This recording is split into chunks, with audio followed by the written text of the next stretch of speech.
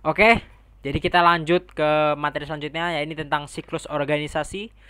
Ada apa dan apa saja yang terlibat dalam organisasi di SMA Sanpo Kaltim? Ada tiga perangkat secara umum. Itu yang pertama adalah ekskul atau bisa disebut ikatan siswa.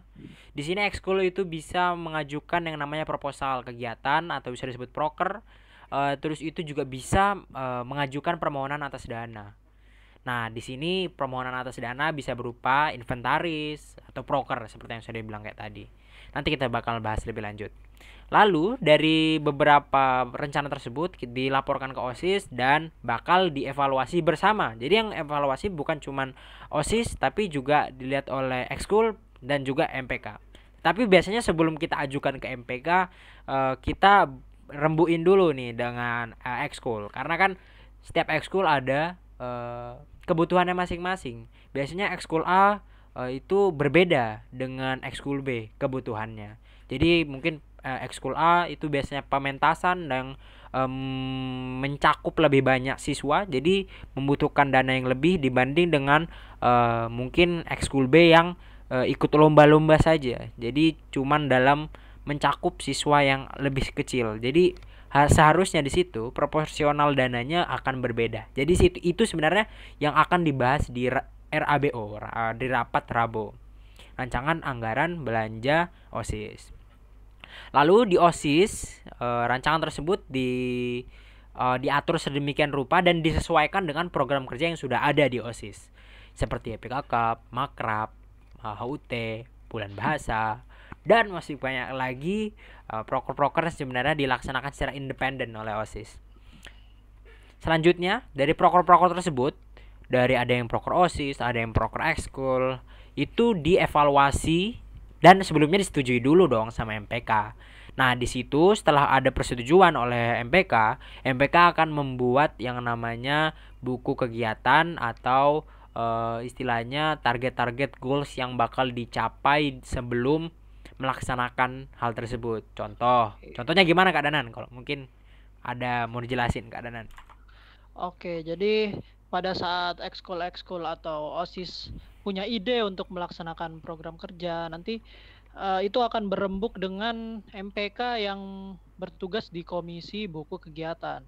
Nah, komisi buku kegiatan ini tugasnya apa? Nanti dia akan menyusun sebagaimana sedemikian rupa tata cara atau deadline-deadline dari program kerja tersebut. Misalkan tanggal sekian proposal sudah harus jadi, tanggal sekian panitia sudah gerak sini-sini, peminjaman GOR sudah selesai.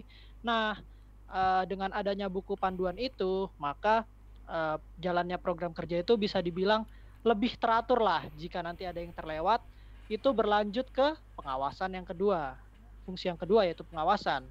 Dilihat bagaimana berjalannya proker itu, apakah ada keterlambatan atau sudah bagus atau sangat kurang. Nah, nanti diawasi dan pada akhirnya selesai pelaksanaan dan pada saat masih berjalan kepanitiaan juga sekaligus dievaluasi kekurangannya. Seperti itu teknisnya, teman-teman. Betul. Jadi seperti itu ya guys. Siklus ekskul dan organisasi dan MPK secara umum. Selanjutnya kita akan membahas tentang rapat rancangan anggaran. Ini yang tahun kemarin nih. Ini sebenarnya rapat akbar yang dihadiri oleh ekskul. Ini yang di OSIS dulu ya. Dihadiri oleh ekskul dan dibuat oleh OSIS, dan rancangan anggarannya akan dibuat oleh OSIS. Jadi hasilnya dari rapat ini adalah RABO. Dan RABO ini akan dinilai dan diputuskan oleh MPK bersama-sama di rapat pleno 2. Tahun kemarin ini ada sekitar 100 juta 800 total iurannya itu. Jadi sama dana ROP atau dana sisanya tahun kemarin. Itu dijadikan satu dan dijadikan uang atau dana total dipakai keseluruhan secara 1 tahun itu. Untuk tahun ini ada kelebihan buat kalian. Cialah. Ada kelebihan buat kalian karena ternyata keadaan ternyata dari yang direncanakan ini, Program kerja. iya betul, dari 100 juta ini tersisa 45 juta. Masih banyak banget, jadi masih belum memenuhi Itu 100% karena ya. program kerja banyak yang tidak terlaksana ya. Betul, betul. Jadi selama tahun depan kalian mungkin biasanya itu ya sekitar angkanya 90 juta sampai 100 juta itu iurannya per tahun fresh, jadi baru ditambah dengan uang apa namanya? Uang sisa tahun kemarin plus nanti kamu bakal Uang sisa. ya uang sisa tahun kemarin plus kamu bakal dikurangin dengan berapa persen kamu mau ngasih buat tahun depan. Terus di sini ada dari 100 juta ini bakal dirancang oleh OSIS dan bakal dibuat tuh persebaran dananya ini mau kemana aja. Nah ini juga berdasarkan oleh beberapa pertimbangan seperti survei yang telah dibuat di awal tahun. Jadi misalkan ternyata dari 600 siswa 300 siswanya itu pengen bisnis. Jadi mungkin dari 145 juta itu bakal dialokasikan prioritasnya ke bisnis juga. Jadi seperti itu. Nah, di sini ada pertanyaan nih, gimana cara mengajukan dana? Oke, kita akan bahas nanti. Mungkin ada Kak Dana mau nambah? Oh, sudah dijelaskan semua tadi oleh Kak Jake. Sebenarnya saya ingin menjelaskan hal yang lain sih Kak. Lebih ke yang Oh, silakan, slide silakan. keempat tadi, yang tentang siklus organisasi. Oh, mau Eh, ditambah? Silakan. iya, jadi itu di sini kan ada MPK, ada OSIS, ada ikatan siswa atau ekskul. Nah, sebenarnya dari ketiga-tiga ini semuanya itu merupakan satu perangkat sekolah yang disebut OSIS. Nah, Waduh, OSIS ini mencakup MPK, Badan OSIS itu adalah OSIS yang ada wujudnya. Nah, yang yang kita kenal ini. selama ini dengan OSIS. Lalu ada ikatan siswa atau ekskul. Nah, jadi gitu teman-temannya. Sebenarnya OSIS itu cakupannya luas. Betul. Nah, itu selama ini kadang-kadang suka membingungkan, tapi ya itu yang harus kita pahami bersama-sama. Betul banget. Jadi di PK ini mungkin kita salah satu sekolah yang memecahkan masalah, lah, memecahkan masalah. Jadi masalah terbesarnya OSIS di seluruh Indonesia menurut kita itu adalah OSISnya itu agak kebingungan. Biasanya kan di sekolah lain atau di universitas, tingkat universitas itu ada yang namanya kabinet atau keluarga mahasiswa. KM itu terkumpulan dari beberapa mahasiswa berkumpul jadi satu, dari beberapa himpunan mahasiswa berkumpul jadi satu, dan itu terbentuk sebenarnya mirip-mirip dengan OSIS. Cuman di sini permasalahannya kita nggak bisa MPK ini secara nggak langsung itu nggak tertulis ya kan. Iya, betul. Secara langsung tuh nggak tertulis di undang-undang. Jadi nggak, sebenarnya MPK tuh nggak ada dasarnya di undang-undang. Nah, akhirnya kita buat keputusan buat supaya MPK itu juga ada landasannya. OSIS itu secara keseluruhan itu adalah terdiri atas beberapa perangkat. Jadi ada OSIS, MPK sama ikatan siswa. Jadi kayak gitu singkatnya. Mungkin ada yang mau ditambah lagi, Kak? Oke, kita lanjut lagi ke Ke pengajuan dana saja. Oke, pengajuan dana ya. Iya. Oke, dari sini Kakak ada mau ditanggapin atau ada yang mau dikasih tahu, mungkin dijelasin? Jadi pengajuan dana yang bakal diajukan oleh ekskul-ekskul ini sifatnya yang pertama tentu berdasarkan kebutuhan ekskul masing-masing. Tentunya kebutuhan setiap ekskul itu kan tidak sama. Jadi bisa saja ada ekskul yang menyelenggarakan program kerja ini. Contohnya kita sebut saja teater misalnya. Mau menyelenggarakan pentas tunggal atau pentas apalah. Itu membutuhkan dana sekian juta, sekian juta, sekian juta. Tapi ada ekskul lain yang tidak butuh begitu banyak dana. Misalnya contoh ekskul Basika hanya memerlukan uang untuk servis peralatan seperti mikrofon dan lain-lainnya, hanya ratusan ribu. Nah, nanti dari pengajuan dana ini yang sudah kita ukur perluannya berapa masing-masing ekskul, tidak kami beri semuanya tentu. 3 juta tidak mungkin kami Betul, bayarkan 3 juta karena uang kami juga terbatas, uang OSIS. betul. Nah, jadi dari situ nanti makanya dirembukkan bersama-sama. Nanti mungkin kami berikan kita putuskan, oh misalnya ekskul teater butuhnya sekian juta, kita kasih 2 juta misalnya. Lalu yang Basika tadi cuma butuh ratusan ribu, ya kita kasih andaikan 100.000 untuk setahun. Nah, Waduh. menyesuaikan kebutuhan masing-masing. Ya, Itu betul. itu adil sesuai kebutuhannya sih. Betul. Oke. Kalau dari aku di sini aku kasih beberapa contoh. Yang pertama itu YPK Cup itu kalau buat gambaran aja. YPK Cup itu setiap tahun menggunakan sekitar 145 juta, tapi itu nggak semuanya duit ya. Mungkin Tidak ada, semua uang iya, OSIS maksudnya. nggak semua uang OSIS juga semuanya nggak berbentuk uang secara cair itu sebenarnya. Ya, betul. Lalu di YP Cup juga ini sebenarnya cuma ngambil sekitar 20-an juta itu dari enggak, kurang dari 20 juta untuk dana OSIS untuk YPK Cup. Jadi bayangan seperti itu. HUT 17 juta kemarin, lalu mungkin yang acara-acara yang di bawah itu mungkin di bawah 10 juta. Lalu di sini ada proposal bisnis, proposal lomba. Jadi ini yang masih sedikit banget di EPK karena kita dulu beranggapan bahwa proker itu nomor satu. Ya, Giliran sudah corona kita bingung kan uangnya tidak bisa kemana. melaksanakan proker. Betul. Kita bingung sekarang uangnya mau kemana nih kan. Jadi makanya kita masih uh, sisa sekitar 45 juta. Nah, di sini yang belum ada, kita belum punya karena kita mungkin efektivitas kita kerjanya dulu kurang, apalagi di bagian MPK, itu kita masih belum punya buku pedomannya. Jadi kita belum Ya, punya betul. buku pedoman buat ngajuin dana, apa saja kriteria dana. Mungkin nanti kita bakal buat, atau bukan kita lagi ya, tapi kalian Hmm. mungkin ada buat kriteria dana. Jadi misalkan ada kelompok gajah, kelompok macan, woi, gitulah. Jadi kalau misalnya kelompok gajah bisa dapat 20 juta misalkan, tapi kriterianya apa aja gitu kan. Jadi harus ada kriteria yang jelas. Jadi mungkin dari organisasi itu sebenarnya itu aja. Jadi dari ekskul, OSIS, MPK. Jadi nggak jauh dari situ kalau misalnya di organisasi. Oh ya, dan untuk program kerja untuk masa pandemi seperti ini tentunya tidak bisa berjalan normal. Jadi ya nanti kalian-kalian yang ada di sini juga perlu berpikir sih dari sekarang bagaimana kreativitas kalian untuk tetap menjalankan organisasi meskipun di masa seperti ini. Betul. Tentunya tidak akan mudah. Betul.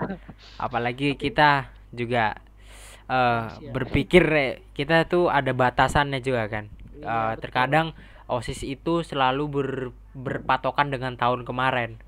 Seperti itu. Jadi saat ada perubahan itu biasanya itu hal yang paling susah untuk kita lakukan karena di situ Iya, ada hal baru yang akan kita buat. Jadi biasanya seorang leader itu bakal dianggap leader, bakal dianggap pemimpin kalau misalnya dia membuat hal baru. Karena kalau inovasi. iya, karena kalau dia cuma ngikutin tahun kemarin, sebenarnya dia tuh masih follower tahun Follower. kemarin. Iya, betul Gitu. sekali. Itu bahasanya Pak Ismuji banget tuh.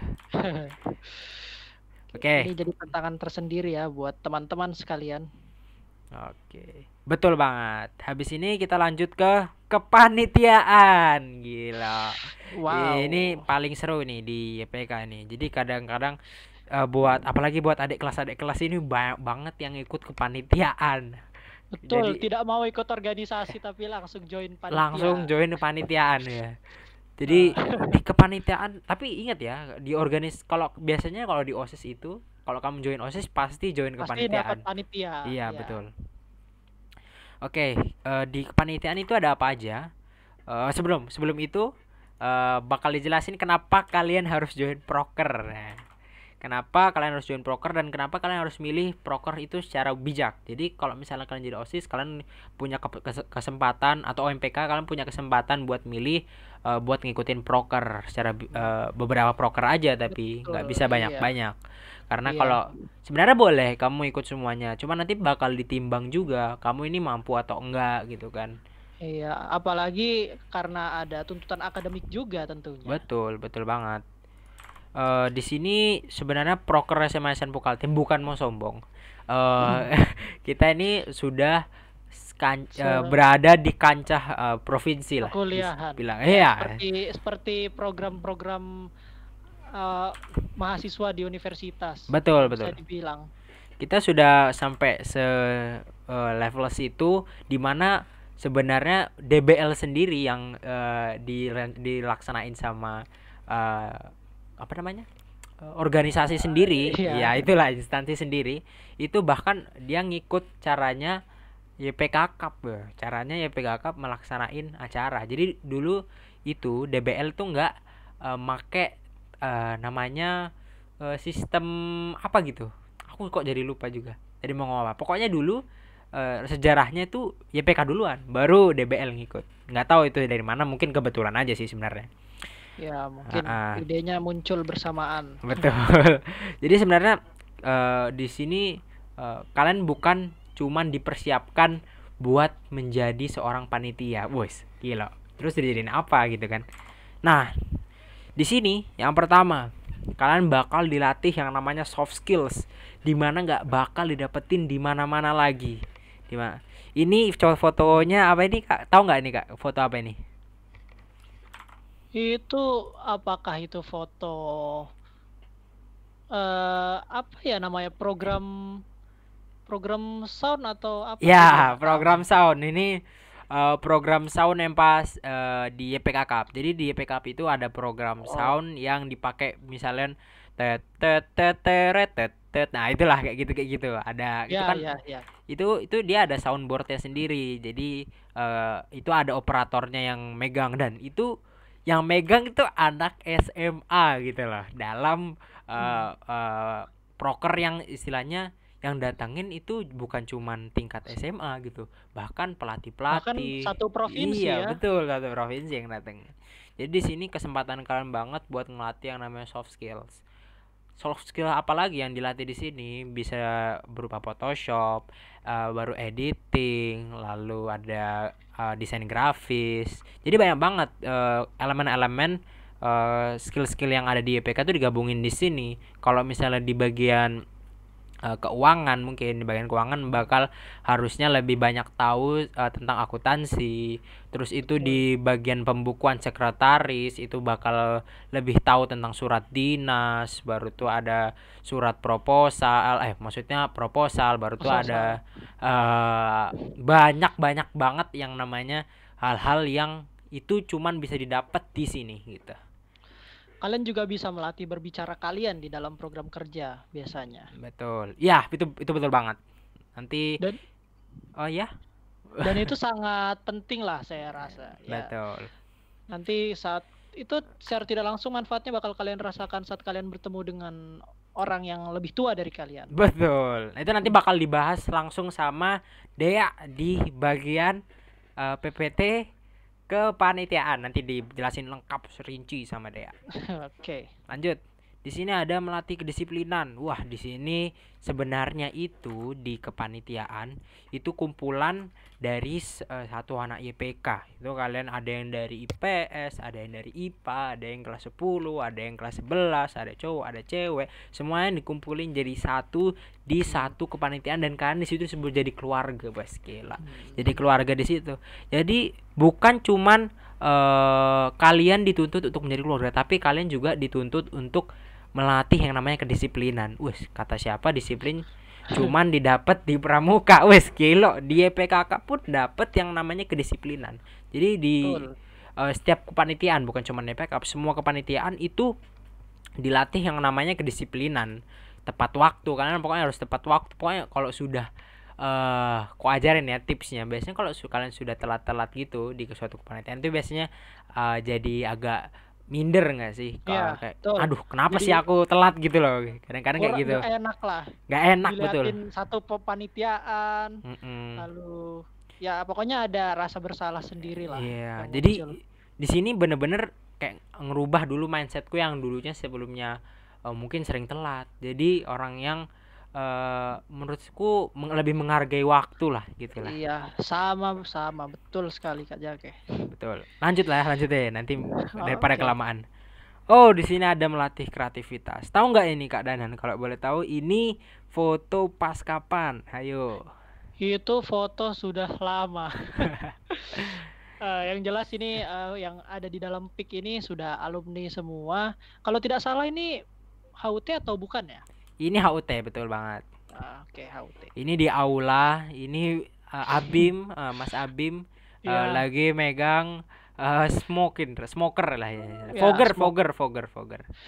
yang buat efek-efek kabut Iya, itu. ini ada lasernya juga dipakai. Wih, keren banget ini. Ini eh salah satu cara kalian melatih kreativitas karena pasti kalau orang biasa aja nggak bakal kepikiran kan, wih pakai Iya. fogger, pakai light, itu pasti dari banyak referensi, banyak brainstorming dengan teman-teman. Ya, bahkan desain-desain seperti ini dekorasi yang pakai apa ini? Polis lain dijadikan dekorasi loh. Oh iya, ini urban Kreatif. ya, urban ya pas itu. Street apa ya, lupa aku. Temanya street. Pokoknya tentang jalanan lah, gitulah. Iya. Oke. Oh ini masih melatih kreativitas nih. Wah ini pas HUT juga, tapi kali ini yang di mana nih? Di GOR. Betul. Aduh, sebentar belum muncul Oh belum di muncul. perangkat saya. Ah, ini baru muncul. Oke. Ini di GOR nih. Ini Ya, betul. meja operator. Nah, jadi ini ada lighting kan di sini. Nah di sini juga ada lighting. Nanti kemarin itu di opening itu kita coba mirip-mirip sama openingnya Net. Net 2.0 kan 3.0. Pokoknya kalian coba cek deh openingnya net kayak mana. Pokoknya kemarin kita coba yang mirip yang kayak gitu. Jadinya ya lumayan wah, tapi sayangnya nggak ada yang record kayak ya. Aduh. Jadi kita hilang adanya. Udah disiapin agak lama buat beberapa detik aja. Aduh, lupa nggak ada yang record. Enggak apa-apa. Oke. Ingatannya selalu membekas kok, Kak. Wah, betul. Lanjut. Ada melatih profesionalitas. Ini nih ganteng banget nih. Ini ada siapa? Ini teman kita namanya Iir, Aris. aka MC pas TP Capton kemarin. Oh, mungkin kalian ada yang ikut TP Capton kemarin? Jadi itu ini di balik layarnya, guys. Jadi pokoknya hampir semua hal itu dipikirin gitu loh. Dari Iya. yang ngurus MC itu ada yang ngurus MC sendiri. Lalu tuh selain itu di sebelah itu ada tabling, ada yang ngurusin bagian table, ada yang ngurusin bagian perjalanan permainan gimana. Lalu ada juga masih banyak banget divisi-divisi yang berbeda pada OSIS biasa. Biasanya di OSIS mungkin hanya sampai apa ya? Mungkin divisi pengembangan. Ya, Ya. humas lah. Tapi kalau di kepanitiaan itu divisinya tuh melebihi dari itu. Ada divisi olahraga, ada divisi basket sendiri, ada divisi dance sendiri, ada divisi apa namanya? Logistik dan transportasi, ada divisi apa namanya? Konsumsi, publikasi dokumentasi. Jadi lengkap di situ. Banyak banget. Banyak banget divisi-divisi yang bukan cuman di organisasi adanya. Jadi cuman khusus di kepanitiaan dia butuhnya. Nah, bahkan di kepanitiaan YPK Cup sendiri, divisi humasnya itu sampai mengurusin ke artis juga ya, Kak ya. Betul. Jadi itu salah satu masalah kita sharing lah. Masalahnya itu adalah di logistik, di transportasinya artis itu kadang-kadang banyak artis yang nggak mau jalur darat karena mau nggak mau kan kalau misalnya ngundang artis itu harus jalur darat lewat Samarinda gitu kan. Ya, betul. Itu banyak banget yang nggak mau itu. Jadi sebenarnya itu masalahnya. Oke, kita lanjut. Masih melatih profesionalitas. Di sini di sini ada ngurusin. Jadi kita bukan cuma ngurusin suatu apa ya? Suatu acara secara umum. Waduh, maaf. Jadi kita bukan cuma ngurusin materi acara secara umum, tapi kita juga ngurusin yang namanya hubungan antar manusia. Jadi biasanya itu kejadian itu permasalahan itu selalu muncul pas hari H. Pada sehari ya. Betul. Tiba-tiba ada keributan lah. Tiba-tiba ada ribut lah, tiba-tiba ada yang jatuh lah, tiba-tiba ada yang kakinya terpelintir lah. Pokoknya apa aja, pokoknya unik kan. Tiba-tiba ada aja masalah. Nah, di situ profesionalitas kita tuh dicek gitu loh. Gimana supaya kita tetap tenang, tetap calm sebagai panitia yang udah seharusnya menyiapkan segalanya dari A sampai Z. Semua case itu harusnya sudah ada di situ. Pokoknya tiba-tiba lighting nggak bisa nyala, tiba-tiba audio nggak bisa jalan. Itu paling pusing kalau misalnya audio nggak bisa jalan. Tiba-tiba ada penonton ngambek. Nah, itu masalah di panitia lapangan ya. Maksudnya panitia yang yang paling pusing itu audio deh. Kalau udah mati itu malunya satu gor. Malunya satu gor. Diam-diamannya satu gor gitu. Jadi ya lucunya di situ kadang-kadang. Ini tapi harus tetap profesionalitas. Itu biasanya di apa namanya? Di Sebelum walkie talkie itu udah teriak-teriak gitu. Wah iya, itu audionya tolong audio gitu biasanya kayak gitu. Lighting itu tolong. Wah, jadi bener-bener di hari H itu biasanya ada yang ngurus lighting udah ngerti audio gitu biasanya kayak gitu.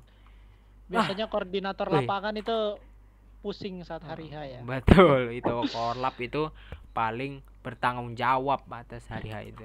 Wah ini ada cewek-cewek ini melatih Iya. solidaritas. Jadi di sini selain melatih profesionalitas, kalian juga tetap dituntut untuk menjadi seorang keluarga. Wis, Betul. jadi yang namanya kepanitiaan itu akan bagus jika internalnya bagus. Ini ya catatan buat MPKers nanti, wis. Nanti kalian juga bukan hanya menilai dari kinerjanya, tapi juga menilai dari seberapa banyak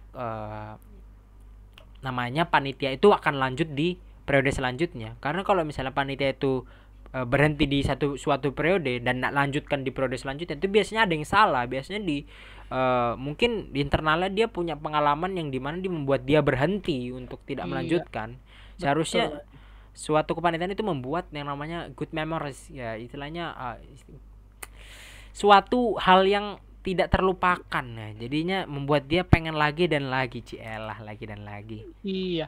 Karena kalau dipikir-pikir ya, saat masuk ke panitiaan itu walaupun awalnya ya orangnya insecure atau tidak kenal siapa-siapa, tapi pada saat akhir kepanitiaan pasti menjadi akrab lah dengan teman-teman sepanitiaan.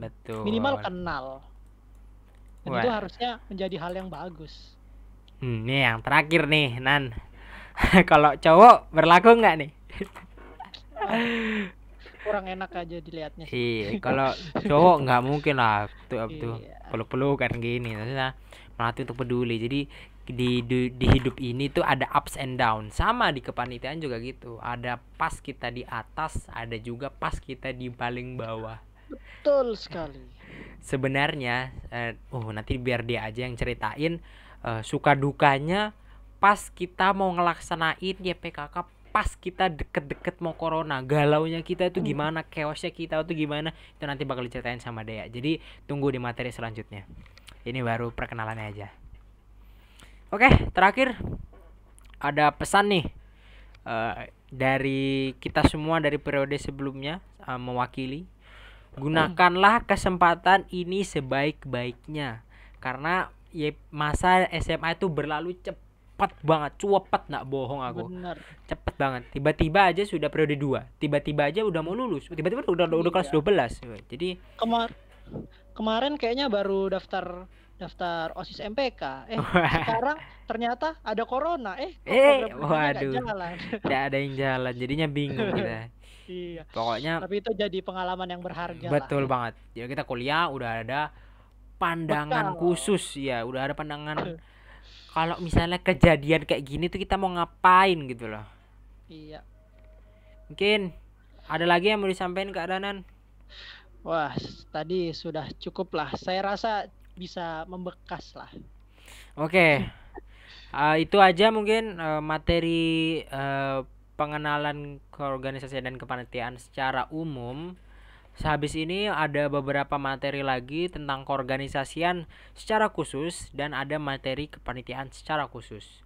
Buat dari kalian tolong diperhatikan lagi materi keorganisasian secara khusus, lalu kepanitiaan secara khusus, lalu kalian bandingkanlah mana sih perbedaannya, dan paling penting itu keorganisasian. Karena menurut kita ini beberapa tahun kemarin kita tuh selalu fokus di kepanitiaan sampai Iya. keorganisasian itu terbengkalai sampai kita ngelihat-lihat kayak ini ada ART serius Apa? nih.